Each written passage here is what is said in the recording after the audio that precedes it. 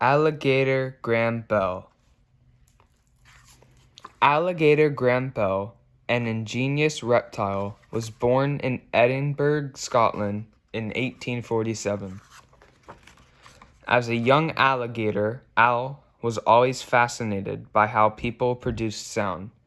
Al's father was a great inspiration. His work with the deaf and his invention of visible speech would spark Al's interest in communication.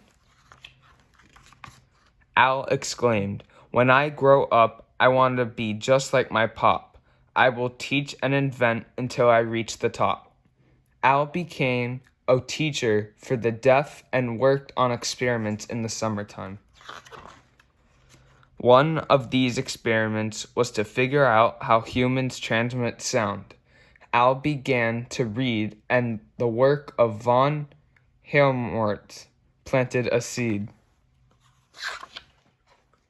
After reading, Al wanted to experiment with words being transmitted by a wire.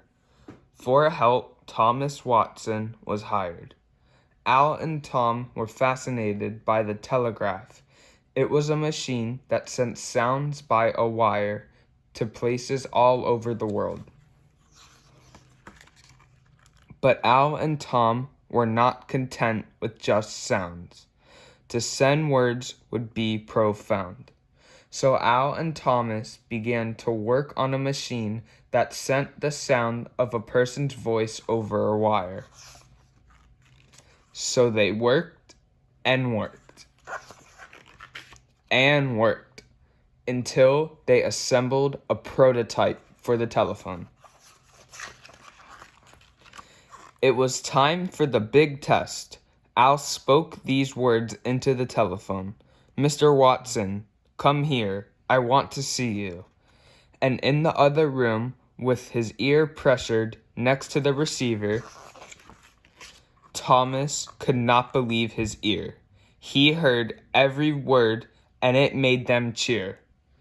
The celebration would have to be postponed as they rushed to Washington, D.C. to get the patent for the telephone.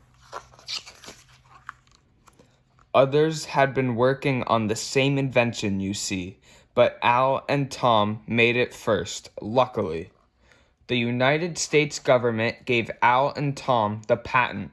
The patent gave them the exclusive right to make, use, and sell the telephone. Next, Al and Tom went to Philadelphia for the World's Fair, and they showed the telephone to all who were there. Scientists and inventors from all over the world could not believe their eyes and gave the telephone the grand prize. Before Al put the telephone in the mail, he improved it and then put it up for sale. The telephone was now shaped like a box.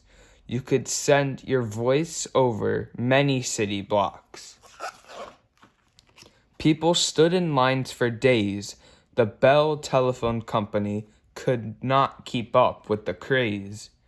Even though your loved ones lived far away, with the telephone, you could talk to them any time of day. By the 1900s, Al had installed 800,000 telephones in the United States. Alligator Graham Bell's curiosity